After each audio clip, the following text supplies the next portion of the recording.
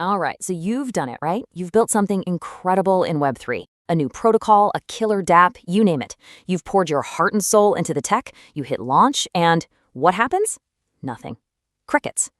It's this super frustrating problem that hits even the absolute best founders. So let's get into it. Let's figure out why this happens and, how we can actually fix it. Okay, first up, let's talk about the most painful part of this whole thing. The great unopened email. The pitch that just disappears into the void. Seriously, this is where most amazing stories die before they even get a chance. So why does great tech get ignored? I mean, this is the question that probably keeps you up at night, right? You know your tech is solid, your team is brilliant, so why does it feel like you're just screaming into the wind and nobody's listening? Look, let's just get this out of the way right now. The harsh truth, it's probably not what you're thinking. All those fears you have, is my idea bad, is my tech weak, that's almost never the real issue. The real problem is actually something way simpler and honestly a lot more frustrating. It's because your pitch, it never even got opened. Boom, there it is. The whole communication chain broke down at step 1. That email you spent hours perfecting, it probably got deleted without a second thought. And that's the key takeaway here. This isn't a product problem, it's a packaging problem. And this is where we need a bit of a mind shift. Think about it this way. In today's Web3 world, attention is literally a currency. It's not just about getting some PR. It's an entire economy. And if you can't capture that attention, you're basically broke. You have no currency to spend. It's a game, and most founders are losing because they don't know the rules. All right, section 2. Let's flip the script. To figure out why your pitch is failing, we've got to get inside a journalist's inbox. We need to see what they see. Just look at this number. 200 plus. And that's a conservative estimate of how many pitches a crypto journalist gets every single day. Just try to imagine that for a second. Your email isn't just an email. It's one in a sea of 200 others, all screaming, I'm the next big thing. And this slide just hits the nail on the head. You send an email saying, we launched a revolutionary new L2 protocol. You're so proud of it. But what does the journalist see? They see the word revolutionary for the 10th time that morning, and their brain just automatically goes, nope, trash.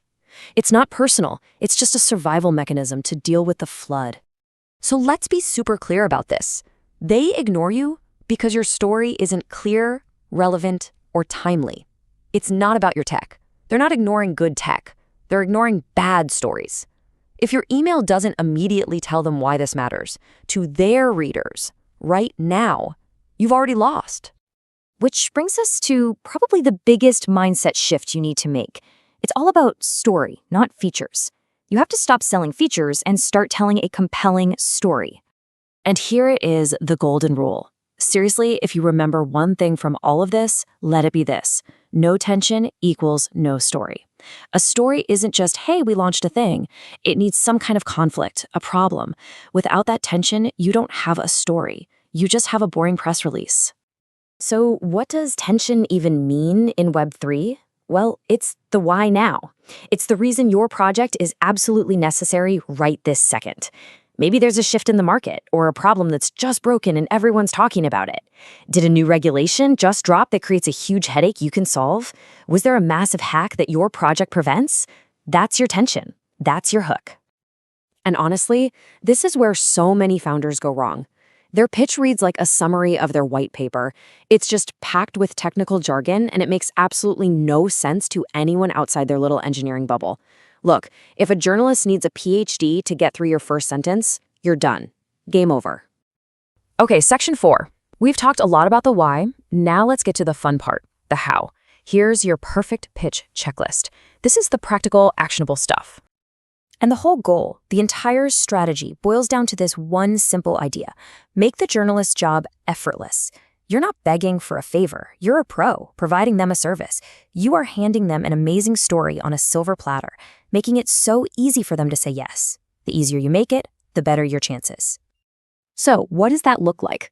First, short context, just the basics. Second, real data. Give them something to chew on. Third, founder quotes they can just copy and paste. Fourth, media-ready assets, logos, headshots, the whole deal. And fifth, clean, simple links. You're basically giving them a story in a box.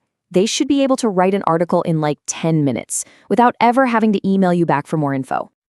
Now here's something you have to remember. Before they even think about hitting reply, every single journalist does a quick trust test. They're going to check you out. They'll look for team details, see if your socials are dead, look for any real traction. If they see questionable token claims or, God forbid, missing audits, they're gone. Credibility is everything. It's the price of admission, period. And what about the follow-up? Okay, the rule here is super simple. 1. Short, respectful follow-up. That's it. Anything more, and you go from being persistent to being annoying, and you'll burn that contact forever. All right, last section. If you do everything we've talked about so far, you'll have a good pitch, a solid pitch.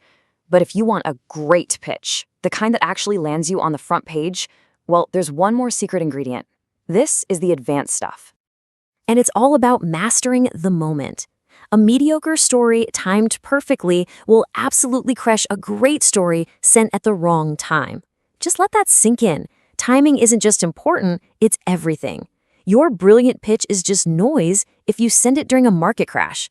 But a decent story that taps right into what everyone's already talking about, now that is news. And here's exactly how you do it. You have to tie your pitch to the news cycle. Is there a big market trend happening? Pitch your story then. A big regulation update? That's your moment. A major exploit or hack? If you have a security solution, that's when you reach out. You have to find the conversation that's already happening and make your project the next logical chapter. You're not trying to create a wave, you're learning how to surf.